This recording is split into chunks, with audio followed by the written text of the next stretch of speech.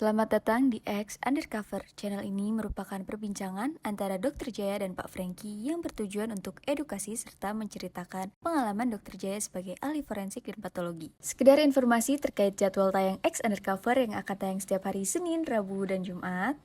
Maka dari itu, untuk mendukung channel ini agar selalu memberikan tayangan yang informatif dan edukatif, kalian bisa dukung kami dengan cara like, comment, subscribe, dan share. Dan selamat menonton! Stres perlu, Franky. Kalau nggak perlu stres tuh artinya dia nggak punya otak, Franky. Kalau kecelakaan nggak ada yang bisa dipertanggungjawabkan, Franky. Jangan ngebut karena orang pada teriak-teriak di dalam. Dia tetap ngebut. Itu karena dianggap dia ada niat tidak baik. Udah dikasih peringatan tapi dia masih tetap. Udah makan, udah kenyang. Selanjutnya ngapain, Dok? Tidur. Tidur kan? Atau nonton film, Franky. Nah. Nonton Netflix, Franky. Ini, Dok. Kita tidur dalam kondisi sekarang ini Jakarta yang anomali kayak begini nih, Dok. Berapa hari kemarin Panas. hujan. Enggak, sekarang nih, Dok, panas sekarang. Kan terus-terusan hujan. Rasanya sih bener karena bulannya pakai ber gitu kan. Ini berapa hari sekarang ini? Tadi kan panas banget. Sampai 36 derajat. Di temperatur di mobil tuh 36 derajat tadi saya lihat. Parah banget kan, Dok ya. Nah, dokter tahu kalau orang lagi kondisi panas-panas gitu yang terjadi apa, Dok? Gerah. Bukan hanya gerah, Mau nongkrong aja di rumah terus, Franky. emosinya naik biasanya, Dok. Ya, kita kan kebetulan ya, Dok ya. Alat transportasi kita kan AC-nya bagus. Nah, kebayang nggak, Dok? Yang berada di jalanan nih, Dok. Kalau Jaklingko sekarang udah pakai AC. Iya. Saya baru tahu tuh. Tutup. Naik motor. Ya kan? Terus pengemudi mobil box Iya. jarang pakai AC, Dok. Ya karena itu sengaja, Franky, karena semua ngerokok. Bajai. Kalau pakai AC nggak bisa ngerokok. Bajai, Dok. Bajai kan nggak ada yang pakai AC. Oh, tapi AC-nya kenceng, Franky, bajai. Oh, tapi angin panas kan, Dok. Sekarang angin panas. Nah, jadi kan orang boleh dibilang menjadikan cepat emosi. Begitu ada emosi, galakan dia, Dok. Jadi sekarang ya, Dok ya. Ini fenomena yang saya pelajarin di jalanan. Jumlah kendaraan itu, jumlah roda di kendaraan menunjukkan bahwa dia menjadi lebih superior dibanding yang lain. Ya. Makin kecil, makin dia punya hak untuk menang. Percaya nggak, Dok? Enggak. Gimana? Gimana jelasinnya ya? Mungkin pengemudi mobil juga udah pada sering mengalami hal seperti ini. Roda 2 sama roda 4. Posisi bener roda 4, tapi kalau sampai dia bermasalah dengan roda 2, tetap yang dimenangin kebanyakan roda 2. Betul nggak? Kebanyakan. Tapi saya mau bantah, Franky. Coba gimana bantahnya? Roda 4, lawan saya roda 8, Franky. Roda 8 menang. Nggak juga. Kamu berani berantem sama tuh supir truk? Kagak lah. Kebanyakan ya udahlah. Nggak, yang kayak gitu, tapi ya kalau supir truk sih jarang. Ini contoh lain, roda 2 sama roda banyak nih, Dok, supir truk. Truk akap lagi. Udah tahu yang nyerempet si roda 2 kelindes. Supir truknya dalam posisi lurus. Yang ditahan si roda 4. Roda 8. Roda 8 sih. 8. Enggak. Kadang-kadang malah 6 atau 10, Dok. oh, Kan 2 atau kalau enggak 6, 4 sini, 2 depan. 2 4 6 belakang 8 14. Iya. 14 kalau oke, jarang yang cuma 8 deh. Kalah sampai supir truknya ditahan. Kondisinya pada kejadiannya kayak gitu, Dok. Ya kan? Nah, akibatnya apa? Urusannya sampai ke kepolisian. Nah kalau udah sampai ke kepolisian, nah panjang cerita dah dong. Nah, Tapi orang kalau dipanggil polisi itu paling stres Frankie. Orang stres sekali loh kalau didatengin polisi tuh. Udah wah gua mau dipenjara gitu loh. Takut Frankie. ya kalau orangnya salah.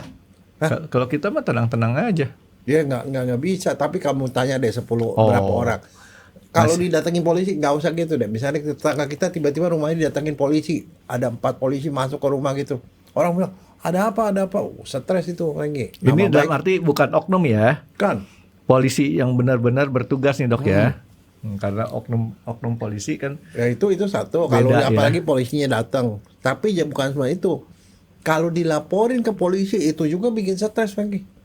Dilaporin karena satu dan lain hal sama orang ke polisi. Stres. Dan bahkan saya punya beberapa kali kejadian.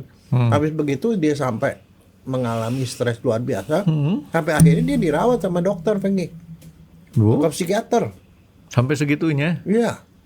Karena dia bilang, waduh gue bakal di penjara. Nah, Tapi itu. padahal nggak dia tahu. ada kesalahan apa enggak? Nggak tahu. Tapi kan maksudnya saya gini, kejadian seperti ini tuh udah sering. Artinya orang dilapori ke polisi, tuh dia takut. Itu masuk di akal apa enggak kalau menurut kamu? Orang dilaporin ke polisi itu masuk akal. Ya, memang terjadi seperti itu. Tapi makanya di sini ya kejadian seperti itu yang sampai orang stres itu terjadi menimpa orang-orang yang dalam tanda kutip pengetahuannya terhadap masalah hukum rendah. Ya. Ya. Kurang gitu teredukasi bagaimana dia harus mensikapi masalah yang ada, ya. Kalau kita sudah ya agak mengerti terhadap masalah-masalah di penegakan keadilan hukum, ya tentunya kita harus bisa lebih bijaksana nanggepinnya, Dok. Ya. Gitu. Tapi kan artinya kalau sampai orang dilapori ke polisi sampai ketakutan setengah mati sampai kemudian sampai dia mengalami goncangan mental gitu sampai hari ke psikiater, kan itu artinya itu takutnya takut beneran Frankie. Ya. Bukan cuma sekedar takut doang tapi takut beneran. Betul, Dok. Kalau baru sampai setengah mati doang nggak apa-apa. Kalau sampai mati itu baru Mati karena kaget tuh. entah karena kaget ataupun karena stres yang berkepanjangan, Dok. Ya, Ya kan? ya barangkali yang mereka lihat tuh ujungnya Frankie. Contoh Orang yang dilapori polisi ujungnya di penjara gitu. Itu orang lihat ujungnya. Iya. Nah, itu makanya itu yang bikin stres. Contohnya kemarin nih, Dok. Hmm. Saya nonton TV, kebetulan nonton TV, ngelihat ada satu berita, bukan nonton. Saya kebanyakan nonton YouTube sekarang tuh. Berita di YouTube yang berasal dari TV. Jadi YouTube kan banyak yang informasi berasal dari TV tuh. Ya. Ada penemuan bocah 8 tahun meninggal. Bocah berapa tahun meninggal ya? Setelah 8 bulan. Ternyata dibunuh sama ayah tirinya. Si ayah tirinya itu waktu pemeriksaan, waktu di apa namanya, interogasi, gantung diri, meninggal. Nah, itu termasuk Frankie. Nah, yang kalau yang tadi saya ngomong, dia gitu kemudian dia cukup mampu, dia pergi ke dokter. Dan dokternya tepat, dokter psikiater. Iya. Ya, dikasih obat sampai dikasih obat. Tapi yang ini tuh kan ya artinya dia nggak kepikiran mesti minta bantuan dokter. Dia nanggung sendiri, dia nggak kuat, ya dia gantung diri Frankie. Karena dia udah lihat ujungnya. Gue bakal di penjara gitu loh. Iya. Mungkin. Ya, atau jadi- nama baik atau apalah saya nggak tahu. Bisa seperti itu. Jadi artinya kalau orang tersebut mempunyai kesalahan dan dia tidak sanggup untuk mengatasi secara mentalnya, Dok, ya dia akan berpikir pendek kan, nggak pikir panjang gimana terhadap Sekarang gini, sekarang kita ambil skenario begini, ada teman kita nih misalnya, teman kamu lah, tiba-tiba datang, wah dia harus curhat lah, gua tuh dilapori ke polisi gini nih, apa yang kamu kasih nasihat ke dia? Kamu nggak ngomong apa, dia curhat ke kamu karena mau minta pandangan kamu. Ya sering saya tanya, emang lu kenapa Iya. sampai dilaporin? Oke, terus dia cerita, habis cerita, Nah, kita kasih sedikit itu juga, artinya ya coba aja cari tahu dulu sampai seberapa parah. Artinya kan kita harus lihat dulu nih masalahnya, Dok. Kalau masalahnya bukan masalah di kita, ya kita tenang-tenang aja. Kalau masalah di kita baru kita pikirin. Sebenarnya begini, Frankie. Kalau kayak begituan ya. Ini begini, ini kalau kita ada dua hal yang orang tuh suka dicampur-campur. Sering Perdata dicampur-campur. atau pidana. Oh. Kalau perdata kita nggak ada urusan dengan polisi. Itu urusannya duit. Dia minta duit, minta ganti rugi apa segala macam, itu urusannya perdata. Perdata itu dia langsung pengacaranya ngedaftarin ke pengadilan, nggak lewat polisi, Frankie. Biasanya sering pakai somasi dulu, Dok. Iya, somasi 1, 2, 3. Habis itu ujungnya didaftarkan di pengadilan. Iya, Itu langsung ke situ. Yang begitu orang sih nggak terlalu takut karena nggak berhubungan dengan polisi. Ya udah, akhirnya udah fight ya, artinya antara pengacara dengan pengacara lah situ. Pokoknya dia berantem di situ. Yang saling menggugat itu gugatan kan. Yang menggugat dan tergugat itu boleh tinggal santai di rumah. Yang perang itu si pengacara. Kalau dia mampu bayar pengacara, Dok.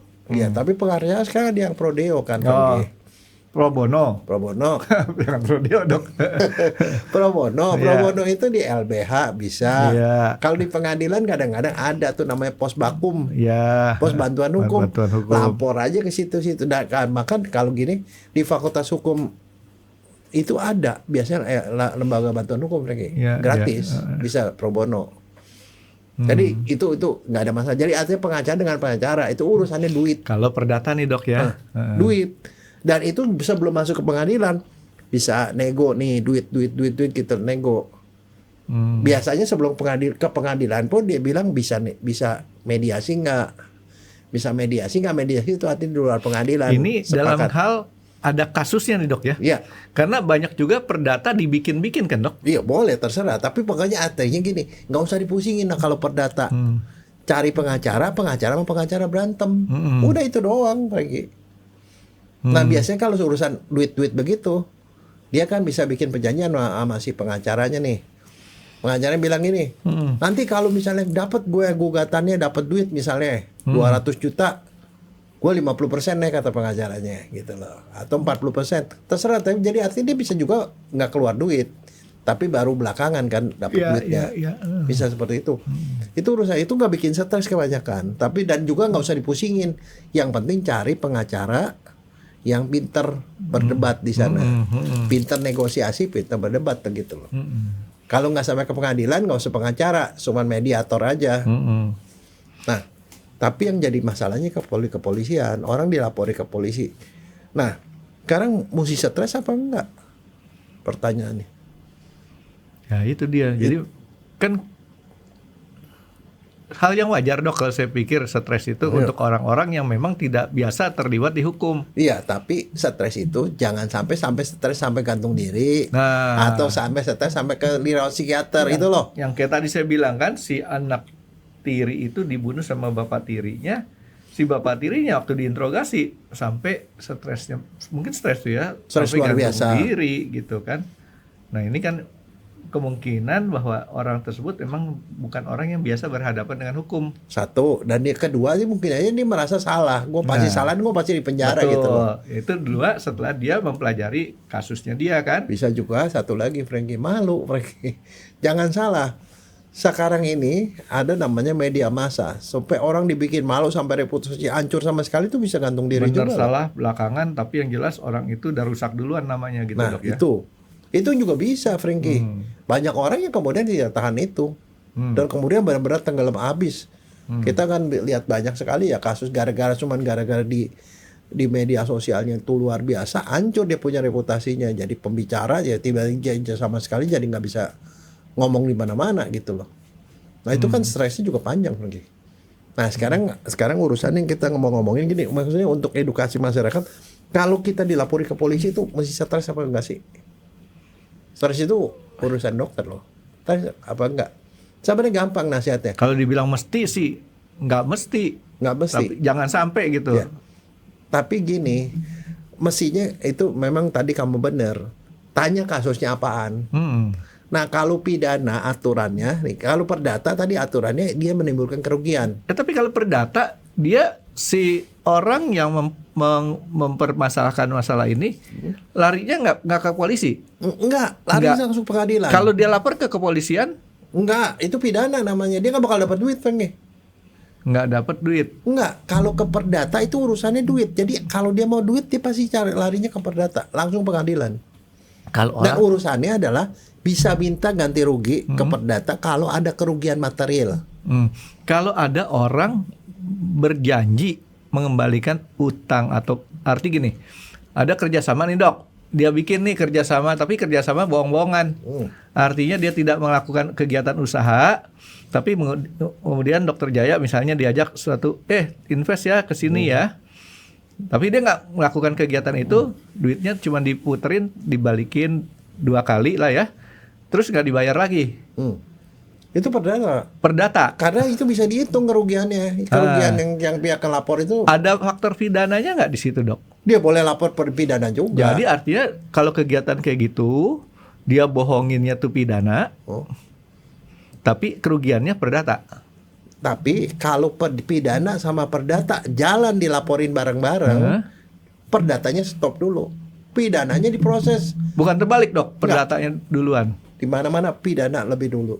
Oh, Jadi perdatanya nggak, artinya lu kalau misalnya pidananya nggak salah, mungkin di perdatanya juga susah. Franky. Tapi gitu ya. aturannya ada pengadilan yang lain, ada pidana didulukan. pidananya duluan. Ya, jadi makanya biasanya kalau pengacara nih tanya, Bapak maunya apa? Mau dia di penjara atau Bapak mau duit? Kalau mau duit lari perdata doang.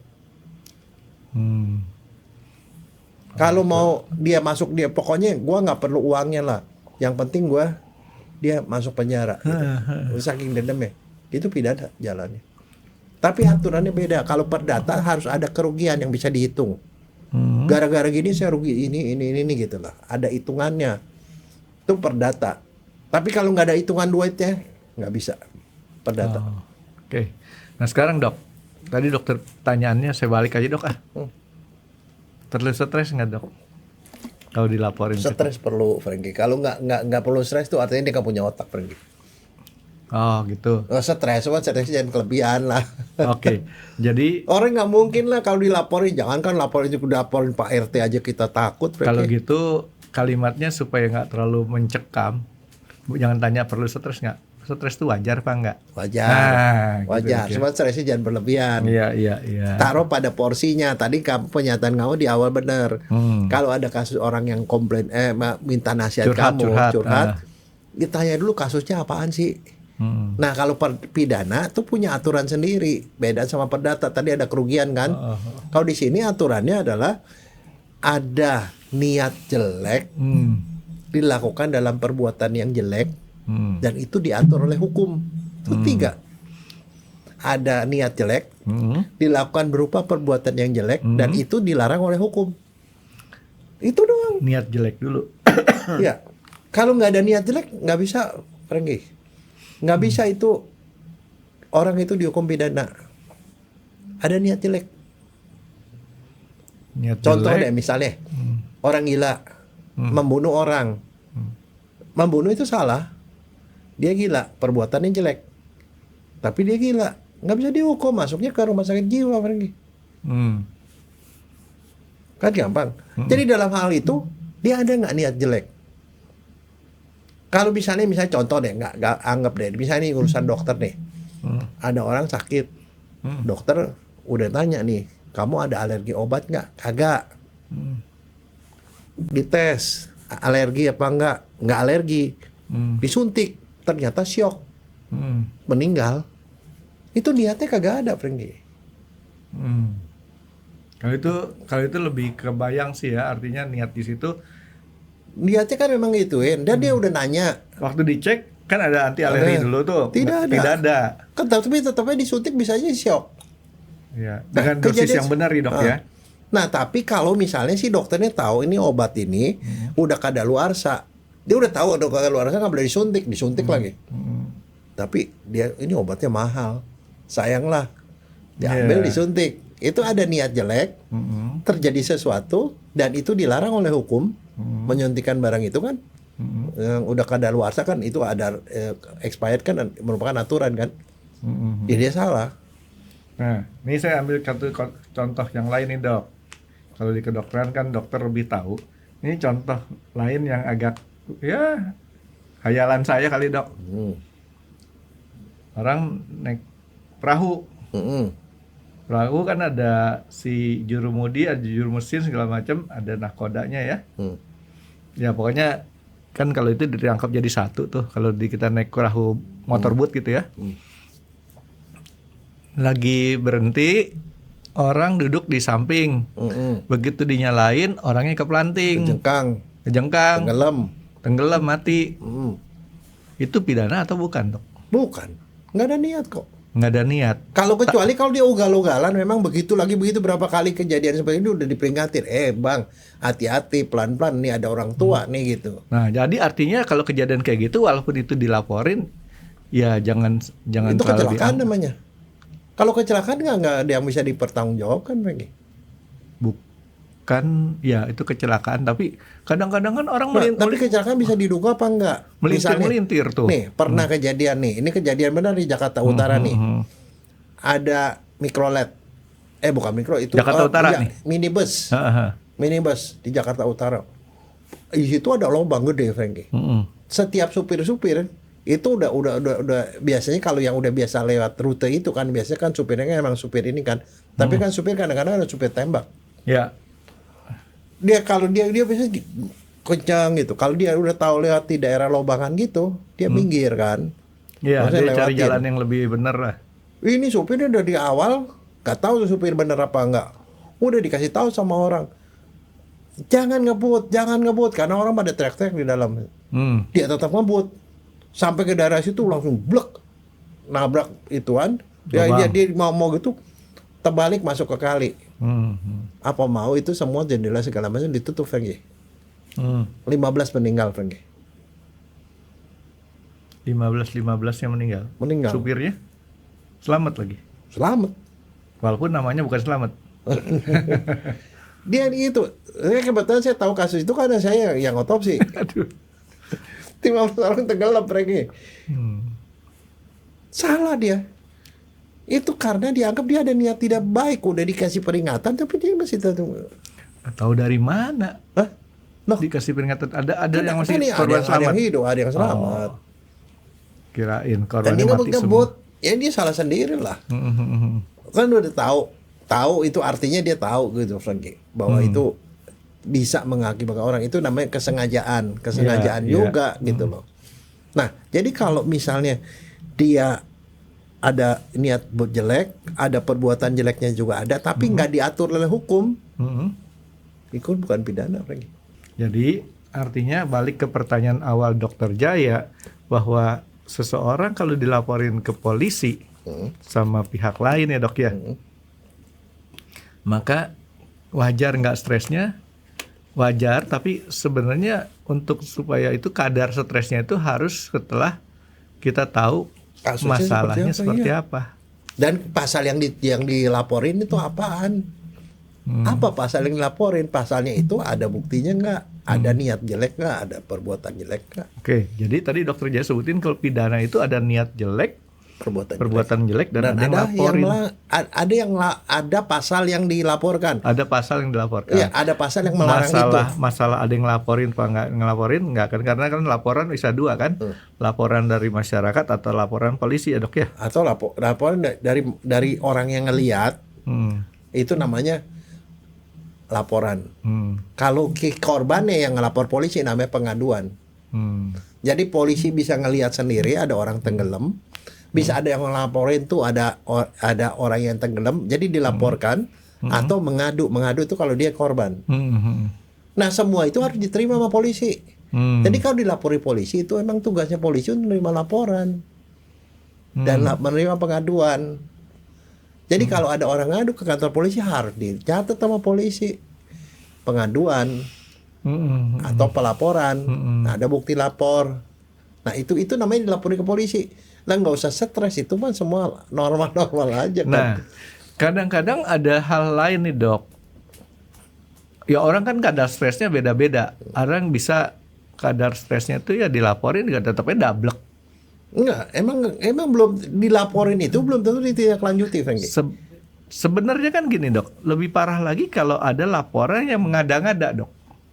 Nah itu saringan di polisi bukan di kita. Iya. Tapi polisi itu harus terima siapapun yang mengadu dan siapa yang melapor harus diterima dan harus dibuat laporannya.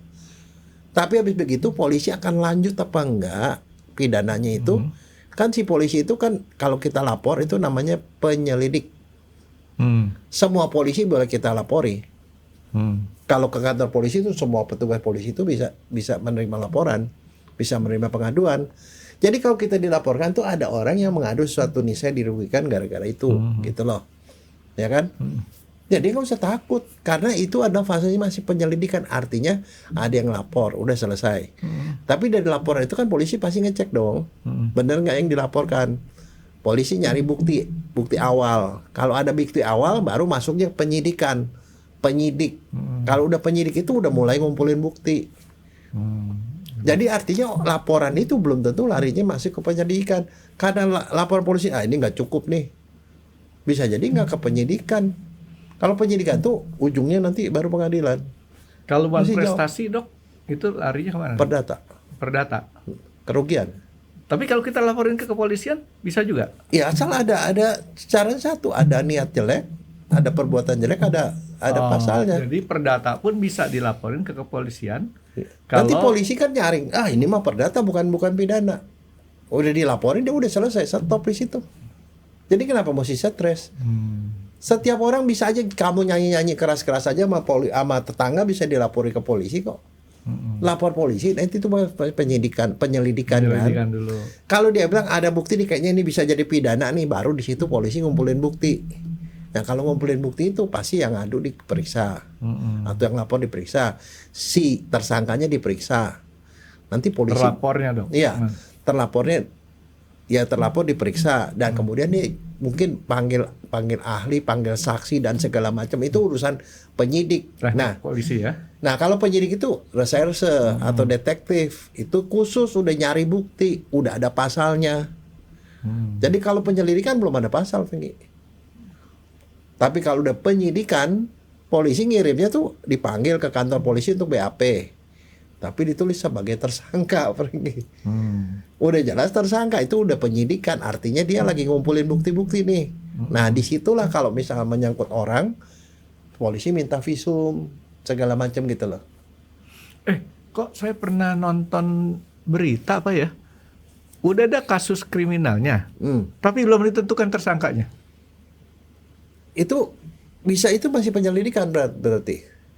Penyelidikan itu dia masih periksa-periksa ada buktinya nggak. Kalau belum ada bukti dia terus cari. Kalau dia bilang nggak ada bukti, stop. Jadi setelah laporan tuh bisa stop. Stop itu artinya udah nggak lanjut. Karena kalau polisi udah bilang penyidikan, dia mempertaruhkan dia punya jabatan, Franky. Karena kalau penyidikan dia udah menunjuk tersangkanya, terlapor, tapi udah jadi tersangka. Kalau udah gitu, jadi dipanggil sebagai tersangka. Kalau udah tersangka gitu, ya itu pasti bakal lanjut. Artinya si polisi juga yakin kalau dilanjutin bisa menang. Bisa memang terbukti. Iya, terbukti. Nanti dari polisi itu kumpulin bukti-bukti segala macam, itu di situ visum ada di situ tuh. Polisi minta visum. Baru kalau udah lengkap bukti-buktinya, jadi udah ada pasalnya, udah ada tersangkanya, udah ada ini dan bukti-bukti udah lengkap, baru diajukan ke jaksa penuntut umum, kejaksaan. Nah, kalau udah kejaksaan tuh bikin pasalnya, bikin bukti-bukti untuk maju di pengadilan.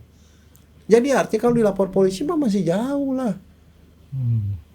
Tapi kan kasus-kasus pidana kan bukan hanya pembunuhan, Dok ya? Enggak, pembunuhan, penganiayaan, KDRT, perkosaan, pelecehan seksual. Gitu ya. Sekarang kalau tabrak lari, Dok. Tabrak lari masuknya kemana tuh, Dok? Tabrak lari itu termasuk pidana. Pidana jadinya. Jadi ada unsur kesengajaan dia ninggalin. Iya.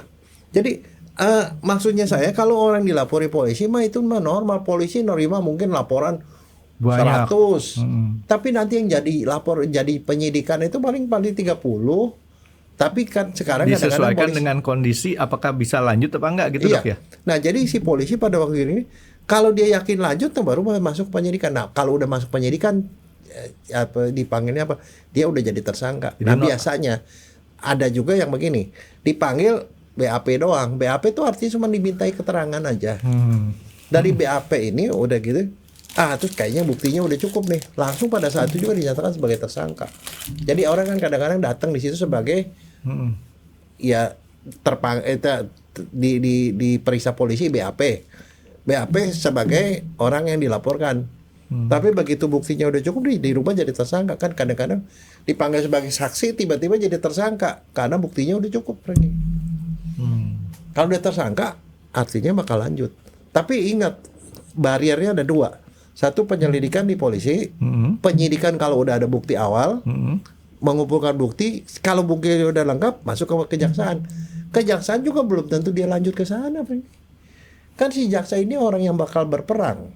Kalau pidana tuh yang berperang di pengadilan itu adalah negara, pengacara sama JPU, jaksa penuntut umum kan. Nah si jaksa ini akan perang sama si pengacara.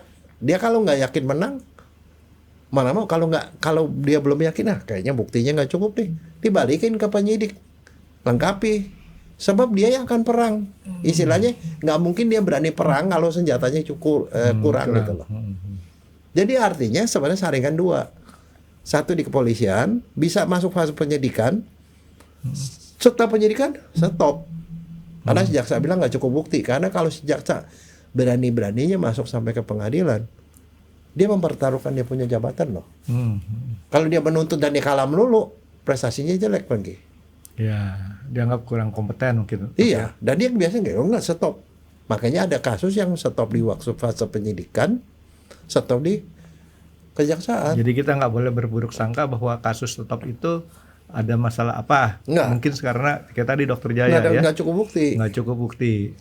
Nah jadi artinya itulah yang barangkali kalau dia tahu bahwa itu prosedurnya masih panjang tuh, penyelidikan di kepolisian, penyidikan di kepolisian, terus kejaksaan, dari kejaksaan baru pengadilan. Nah di pengadilan itulah sebenarnya fight yang benar-benar di pengadilan itu. Nah masing-masing membawa bukti masing-masing, siapa salah siapa benar gitu loh. Nah kan di sini kan Dok, kalau nggak salah ya Dok ya, seseorang bisa dijadikan tersangka jika sudah ketemu 2 alat bukti. Itu di pengadilan. Kalau polisi cuma sejauh ditersangkakan Dok. Iya, ditersangkakan. Iya, itu polisi. Cuma kalau dia belum ada 2 alat bukti, sama si jaksa pasti dibalikin ke polisi. Oke. Nah, sekarang gini, Dok. Sehubungan dengan alat bukti ini kok, Dok ya. Alat bukti kan berarti kan bukan bukti, Dok ya. Alat bukti itu ada satu, keterangan saksi, orang yang ngelihat. Kedua, keterangan ahli, termasuk dokter, visum segala macam. Ketiga, surat. Surat termasuk visum, ancaman segala macam. Terus berikutnya adalah petunjuk. Satunya lagi itu keterangan tersangka. Nah, tadi dokter keterangan tersangka itu dia baik menolak, menyangkal apapun mengakui, itu bisa jadi alat bukti. Tapi ada satu petunjuk nih. Petunjuk itu yang dulu kita kenal sebagai circumstantial evidence lagi. Yang artinya nggak ada kaitan langsung sih. Misalnya ada orang si A membunuh si B pakai pisau, gitu kan? Tapi nggak ada bukti langsung yang ngelihat bahwa dia memang nusuk. Tapi ada orang ngelihat bahwa dia nih berdua nih bertengkar. Terus sekali waktu yang si A ini ngancam, kalau lu nggak bayar utang lu, gua tusuk lu. Ancam. Itu dua fakta, 2 saksi. Terus waktu habis kejadian ada orang lihat di bajunya warna merah. Lagi nyuci bajunya, itu air cuciannya merah. Nah itu kan nggak langsung menunjukkan cerita itu kan. Sama si hakim tuh beberapa fakta itu dikumpulin jadi satu. Dia bilang itu yang menunjukkan dia yang membunuh dia gitu. Tapi tadi dokter Jaya sebutin kan ada visum. Ya. Sebagai surat. Tapi kalau dokternya dipanggil ke pengadilan, itu surat keterangan ahli. Oke. Nah, mana yang lebih dominan kekuatannya, Dok, antara surat dengan petunjuk? Petunjuk itu cuma satu. Beberapa fakta itu cuma menjadi satu, dan petunjuk itu adalah hakim yang nentuin. Jadi gini, Dok. Ini ada visum. Visumnya si A ini mati terjerat lehernya. Visum nih, Dok, udah ketahuan kan, diperiksa sama dokter forensik seperti dokter Jaya. Yeah. Tapi ada petunjuk petunjuknya Alibi misalnya. bukan alibi. Dia ngelihat si korban ini kemudian dikasih tali atau ada seseorang yang ketemu sama si korban. Orang ini barusan beli tali Ya. di toko. Kemudian pada waktu kejadian jamnya korban meninggal, orang ini nggak bisa ketemu di mana-mana. Nah sekarang gini, Nah. itu kembali ya, balik-balik kita dijajah sama siapa, Frankie? Dijajah sama siapa? Ya. Dijajah sama istri, Dok. Curhat nih, curcol. Nah, begini Frankie, di dalam di dunia itu ada dua kelompok besar. Satunya kontinental, satunya Anglo-Saxon. Anglo itu dari Inggris kan? Iya. Inggris, Amerika dan semua jajahan dua negara itu. Iya. Seluruh dunia termasuk Malaysia, Singapura, Australia. Makanya kalau nonton film Hollywood tuh yang kita lihat tuh Anglo-Saxon. Ada hakim, Yang hukumannya sampai ratusan tahun tuh. hakim, terus ada pengacara, ada jaksa. Mereka bertengkar, yang mutusin tuh juri. Itu dia sistem Anglo-Saxon. Kalau dia pembuktian positif, yang penting ada bukti, bukan yang begitu-begituan. Bukti. Anglo-Saxon nih, Dok Ya, ya.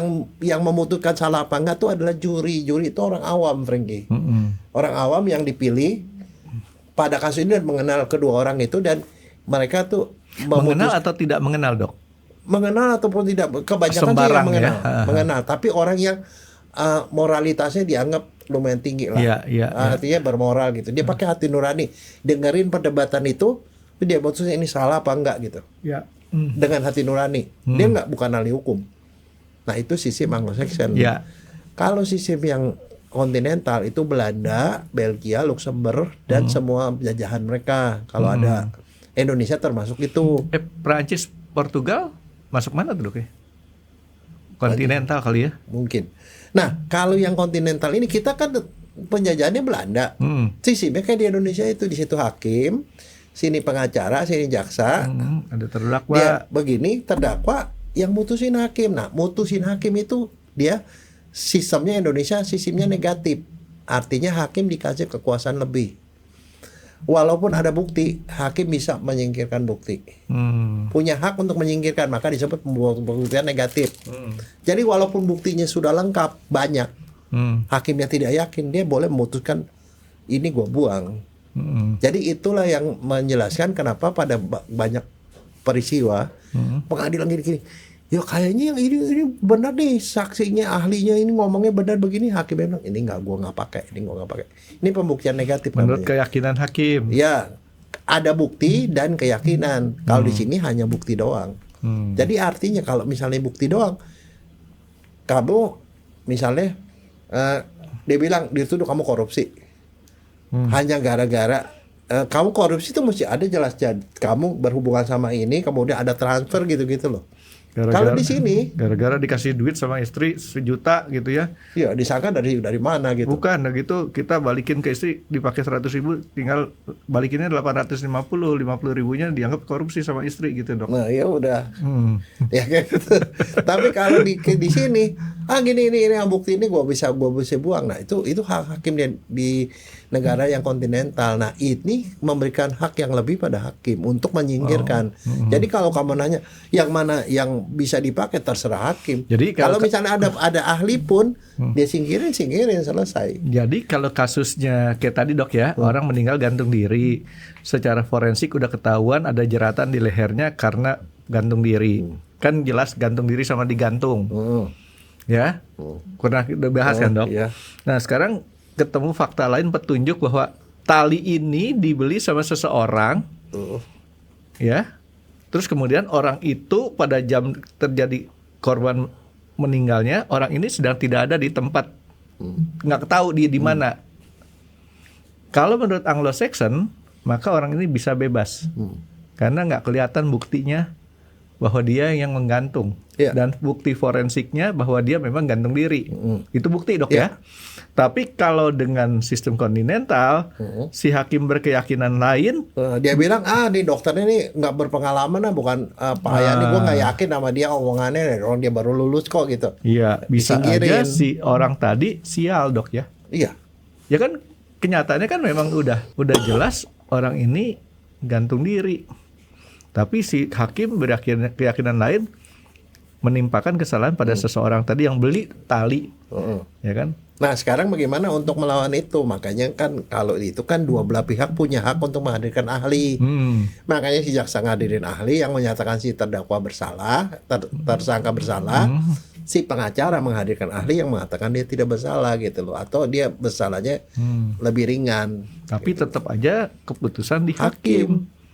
Itu repot dong. Nah makanya kan di Amerika kan kita sering nonton film Amerika kan, begitu terus dia bilang untuk tuduhan pertama pembunuhan derajat 1, bagaimana keputusan juri? Not guilty. Untuk derajat 2 ketidaksengajaan menyebabkan mati, guilty misalnya. Udah guilty baru hakim ketok palu, guilty, hukumannya sekian. Dia ngomong hukumannya doang, bukan salah apa enggaknya. Tapi saya sekarang kalau nonton lebih seneng nonton film Polandia, Dok. Serius. Ceritanya lebih asik. Enggak apa namanya? Kalau film Amerika kita udah tahu ujungnya sih. Kamu Dok. tahu dari Polandia gimana nih? Di Netflix tuh udah ketahuan ya, Dok. Subtitle Polandia, Indonesia. Dia ngomong pakai bahasa Polandia. Oh ngomongnya. Ya beneran, film-film Polandia nih promosi nih, Dok. Dokter Jaya nanti nonton dah film-film Polandia. Bisa di search di Netflix yang ketemu Bisa. Polandia. Sebenarnya Israel juga bagus sih film-filmnya, tapi kebanyakan ini cuman ya karena saya simpati sama Palestina ya, saya kesampingan deh. Itu film apa sih? Banyak, Dok, film Polandia di Netflix tuh banyak Enggak, banget. maksudnya drama. Enggak, pembunuhan. Kita diajak berpikir, terus kemudian film-film dari negara Finlandia. Ya sebenarnya tergantung Skandinavia. genre yang kamu suka, Frankie. Kalau yang cerita drama Korea, Frankie. Itu mah dari ujung ke ujung ceritanya gampang, Dok. Orang kaya ketemu orang miskin, Dok. Sama semua, cuman ganti orang. Terus yang sama orang kayanya keluarga nggak setuju ya. ya, orang kaya orang miskin, cuman yang bedanya cuman mobilnya papa yang dipakai, rumahnya di mana dipakai. Nah, Tapi orang-orang suka karena artis dan aktornya ganteng-ganteng sama cantik-cantik. ini walaupun kita agak keluar dari topik yang ini, saya mau promosi dulu nih. Film Eropa Timur bagus-bagus, dia punya ceritanya, Dok, ya. Kemudian film dari Polandia sama film Skandinavia itu dia punya alur ceritanya bagus, dan dia punya ininya juga bagus, apa namanya, pemain-pemainnya. Terutama karena kita juga jarang ngelihat mereka sebagai pemain film. Kalau kita udah kenal mereka artis aktornya itu, kita udah berpikir sendiri deh akhirnya kayak gimana gitu. Oke, balik kepada kasus ini, Dok, kasus yang tadi. Jadi akhirnya kesimpulan kita kalau kita di Indonesia gini, Dok, mau nggak mau kita wajar lebih banyak ke stres, Dok, ya. Iya. Tapi jangan over gitu, Dok. Iya, saringan pertama adalah lihat itu ada mens rea nggak, pikiran jahat. Mens rea, terus actus reus. Actus reus itu pikiran perbuatan jelek. Perbuatan jahatnya. Ada pasalnya nggak yang pasalnya. melarangnya. Kalau udah ada itu, lihat aja. Kalau dipanggil untuk di BAP ya berarti cuman proses polisi masih penyelidikan. Tapi kalau udah penyidikan udah jadi namanya tersangka. Kalau tersangka baru dicitulah dia harus cari pengacara yang hebat karena yang dilawan tuh adalah jaksa. Cuman saya heran, Dok, terhadap pasal-pasal yang ada ini, Dok. Kan kejahatan kriminal pidana kan apa aja sih, Dok? Pembunuhan, perkosaan, penganiayaan, mendobrak rumah orang. Tapi kok pasal sampai ratusan ya? Yang diatur banyak loh, Frankie. Oh, banyak ya. Jadi Banyak saya pikir sekali. satu pasal satu perbuatan jahat. Menipu, Iya. bohongin orang. Menipu mah semua orang. Menipu itu bisa kalau kerugian finansial ya larinya perdata. Tapi kalau menipu ngajak kawin tapi nggak jadi misalnya kayak gitu. Kalau atau uang digelapin, penggelapan uang ada. Kalau pedagang tuh yang mereka apal, kalau penipuan tuh 378, Dok. Ya, emang 378. Sancipa. Enggak, orang saya bilang 378 lo gitu. Kan gitu. Jadi itu ternyata memang pasal banyak itu memang untuk segala macam, Frankie, banyak sekali pasal. Termasuk buat uang palsu itu pidana, Frankie. Itu bukan perdata. Buat uang palsu, menghina bendera. Sebentar dok, saya mau tanya, buat uang palsu, ini kebetulan menarik nih buat saya tanya. Kalau kita nggak pakai uang palsunya dok, Nggak ada apa-apa, nggak kenapa-napa, cuman mencetak aja. nggak apa-apa kan? Enggak. Jadi Kan itu artinya kan cuman mencetak nggak ada salahnya. Tapi mengedarkan uang palsu itu salah baru. Mengedarkannya yang kena ya. Tapi kalau narkoba lain, Frankie, kamu nyimpen aja salah, memproduksi salah, Nah, mengedarkan terus salah. itu satu. Nah, Kedua, pengertian uang palsu adalah uang yang persis sama atau yang mirip. bukan, dibuat oleh orang otoritas yang tidak yang Nih, otoritas sekarang yang gini. Ini ada kejadian lucu yang menurut saya perlu saya tanya sama dokter. Ada uang 100 ribuan. Biasanya kalau segepok itu kan ada pitanya. Ya. Di pitanya itu sebenarnya ada celah yang sebesar ini dok. Itu nggak ada gambarnya. Sengaja memang ada tulisannya spesimen.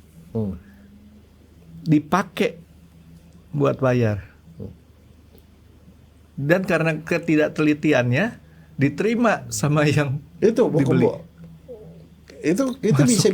bisa pidana, bisa. Kalau dia sengaja, dia udah tahu itu sampel, dia dipakai. Itu namanya bisa pidana tuh. Dia penipuan. Segala macam, kan ada niat jelek. Tapi kalau dia nggak tahu, ya enggak lah. Bisa satu gopok begini Artinya ada. walaupun itu bukan uang persis sama, tapi karena dipakai untuk kejahatan, maka itu disebut penipuan. Bukannya uang palsunya berarti ya, penipuannya. Sama aja kita kasih duit 100 segepok kertas putih. Kita bilang ini 100 ribuan, tapi orang itu percaya gitu ya. Nipu orang buta misalnya. Atau orang kelabur. Iya kan? Tapi orang buta di Indonesia hebat loh, Frankie.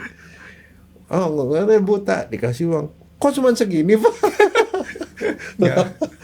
Itu sama aja kalau zaman dulu tuh di Pasar Baru kan suka ada tuh orang kayak cacat dia itu begitu ada Satpol PP dia lari. Ternyata itu ada kaki palsu. Iya, barusan saya dari Pasar Baru hari ini tadi dok, udah lama nggak ke sana. Oke, jadi artinya entah itu apapun, pokoknya ada mens rea, acus reus, dan ada pasal. Nah, ada pasalnya juga kan, pasalnya itu berhubungan apa enggak? Karena kan disebut pidana kan memang betul saya melakukan sesuatu pada kamu dan kamu mengalami kerugian apa gitu loh. Kayak gitu kan. Kan kalau hubungannya nggak jelas ya nggak bisa lah. Tapi kalau yang kayak tadi dok, konyol banget ya, kasih duit 1 gepok, bukan duit tapi kertas putih polos, diterima lagi, dianggap sebagai duit. Nah loh, Kalau dua-duanya nggak tahu itu bukan pidana. Ya artinya yang ini yang bodoh, yang itu juga nggak ada niat jelek kan. Sumpama gini nih, saya ngomongnya gini dok, saya bayar pakai ini aja ya. Nah, karena keburu-buru mau kondangan dia masukin. Iya, jadi artinya saya bayar pakai ini aja nih, uang segepok kertas putih nih, bukan uang tapi segepok kertas putih. Terus orang itu mengiyakan, ya udah nggak apa-apa sini. Nggak ada pidana. Jadi artinya ketidaktelitian. Karena yang satu tuh udah nggak ada niatan untuk nipu, karena udah jelas saya bayar pakai ini. Aduh, benar-benar itu pernah ada satu. Tapi begini, Frankie, yang sebenarnya saringan yang paling keras itu sebenarnya di kejaksaan, karena kejaksaan itu mereka yang akan maju kan. Kalau buktinya nggak kuat dibalikin ke penyidik, penyidik harus ngumpulin bukti lagi. Nah, Dan dibalikin lagi, dan itu nggak ada batasnya, Frankie. Berapa kali pun dia balikin selama si jaksa penuntut umum itu nggak merasa cukup, karena dia akan perang kan, dibalikin lagi, balikin lagi. nanti dokter Jaya nonton tuh yang film-film tadi saya bilangin. Karena jaksa itu kadang-kadang lebih keras nyelidikinnya daripada polisi. Oh iya, karena dia yang mau perang. Istilahnya dia yang mau perang, dia mesti senjatanya lengkap dong. Dan dia kalau perang mesti menang dong. Nah, kan makanya kalau jadi jaksa itu tidak ngurusin bukti. Bukti itu polisi. Balik lagi ke polisi. Jadi kalau di kepolisian ini udah lama, di penyelidikan lama, penyidikan lama, nggak dimasukin ke jaksa-jaksa, itu berarti memang nggak ada bukti yang cukup. Karena kalau nggak cukup dibalikin lagi. Nah itu kan kalau polisi sering-sering kalau dibalikin kan dia reputasi juga nggak bagus. Tapi yang jelas di sini sekarang, mulai dari sekarang nih, orang-orang harus lihat bahwa kesimpulan dari tadi kita ngobrol nih dok, saya coba menyimpulkan.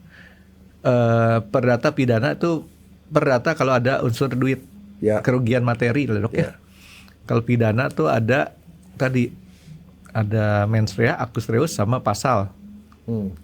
Kalau perdata boleh dibilang ya itu masih ada jalan tengahnya. Ya, dan selalu kalau udah pengadilan pun disuruh mau damai nggak? Kalau mau damai dikasih mediator.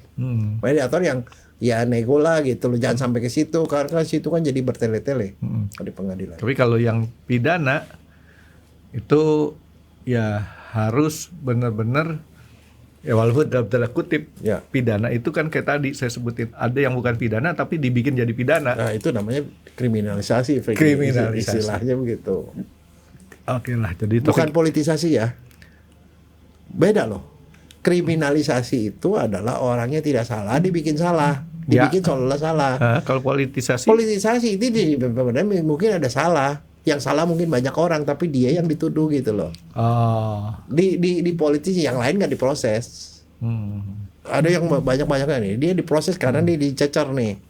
Dia Nah, memang salah. Ini dua istilah ini saya sendiri baru tahu tuh bedanya di situ. Tapi kalau kriminalisasi kan sering kali kita dengar politisasi ya baru sekarang nih saya tahu Dipolitisir. bedanya. Dipolitisir artinya Misalnya mau ditekan, nah diambil nih comot yang ini nih dikasih gitu.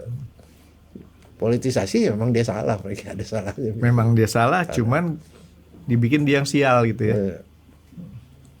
Jadi ya maksudnya nggak usah terlalu stres lah, karena sebenarnya pertarungannya di pengadilan.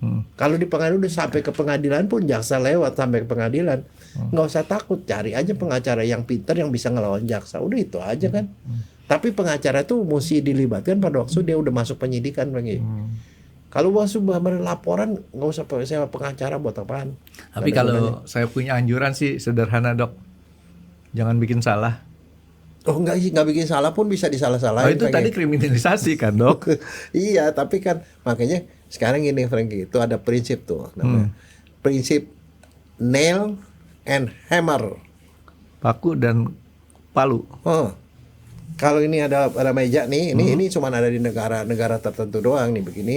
Kalau ada paku yang jendol-jendol yang nonjol itu yang dipantek Franky. Sama hammer. Dia nggak ngetok palu yang paku yang udah rata. Iya. Artinya apa? Orang yang biasa dikriminalisasi itu ada orang-orang yang terlalu menonjol. Jadi nggak boleh orang nggak seneng lihat. Oh itu syirik dok. Sirik. Dengki. Dengki bukan sirik. Kalau sirik itu urusan agama, Franky. Kalau nggak salah saya pernah mendengar ungkapan dengki menurut A.A. Gim. Sekian tahun yang lalu saya dengar dengki itu kalau nggak salah A.A. Gim pernah ngomong senang melihat orang susah melihat orang senang. Nah, gitu. Itu yang kalau nggak salah ya saya mendengar dari ceramahnya beliau. Tapi makanya kan kalau hidup di negara yang kayak begitu, saya cuma nasihatnya cuma satu. Kalau ada di dalam satu komunitas gitu jangan terlalu menonjol, ya agak rata-rata aja lah. Istilahnya apalagi misalnya contoh jadi murid, jadi apa, ya jangan terlalu vokal, jangan terlalu gitu. Itu yang akan digebuk pertama kan. Gitu. Jangan terlalu bodoh dok. Hah? Itu bodoh emang. Kan itu ekstrim juga dok. Kalau terlalu bodoh ntar digebuk juga. Oke dok, jadi ya pokoknya intinya tadi saya sebut rada benar kan dok ya. Jangan bikin salah utama ya. Kalau masalah untuk kemudian dikriminalisasi. Dan satu lagi Franky, jangan bikin salah dan jangan bikin orang sirik. Flexing itu kan sebenarnya kenapa orang-orang flexing itu kebanyakan langsung diketok sama orang. Itu bikin orang sirik kan? Ya sebenarnya yang menunjukkan sesuatu yang membuat orang lain jadi ngiri gitu loh. Kalau kita nggak bikin orang ngiri gitu, nggak ada yang sirik lagi. Apa yang disirikin dia nggak punya apa-apa. Saya sebenarnya nggak habis pikir. Jangan dihabisin pikirannya. Orang flexing buat apa lagi? Ya? Loh karena nggak ada yang bisa ditonjolkan, Franky. Prestasi nggak ada. Bapak nggak ada yang bisa ditonjolkan. Dia sendiri nggak punya prestasi. Yang ditonjolkan apa? Harta lah. Kan biasanya kan kalau kita punya sesuatu kan nggak perlu kita tonjol-tonjol. Nah ini kan sama aja pertanyaannya ininya begini Franky. Mendingan dianggap miskin apa dianggap kaya Franky? Nah itu orang flexing tuh mau dianggap kaya. Artinya dia miskin. Kalau saya mendingan dianggap miskin Franky. Kalau dianggap miskin sebenarnya kaya Franky. Mendingan nggak usah dianggap lah dok. Nah iya itu yang saya bilang itu, menjadilah paku yang nggak terlalu menonjol gitu. Kita tenang-tenang hidup aja dok. Ah. Nggak usah pusing-pusing. Jadi supir akad kayak saya lebih enak dok, keliling. Oke dok, jadi mudah-mudahan jadi buat orang udah mengerti perbedaannya dan kayak tadi stresnya tuh di manage lah dok ya. Jangan sampai stresnya terlalu over, akibatnya rugi sendiri ya dok ya. Dan satu jangan dicampur-campur, Franky. Ada orang yang dilapori polisi takutnya tuh sembari habis itu diancam suruh dia bilang harus bayar sekian ratus juta atau sekian miliar begitu. Diancam, diperas itu. Iya, namanya kalau saya bilang kalau dia udah ngancam begitu, itu namanya pemerasan, lapor polisi lah. Pemerasan itu bisa berbalik pidana. kan? Iya makanya. Sama aja, berarti misalnya contoh, ini kasus baru dilapori polisi, orang itu dicemarkan namanya dengan cara diviralkan. Oh, diviralkan, hati-hati Franky. Kalau itu nggak terbukti ya, di pengadilan nggak terbukti, itu bisa digugat balik. Gugat balik.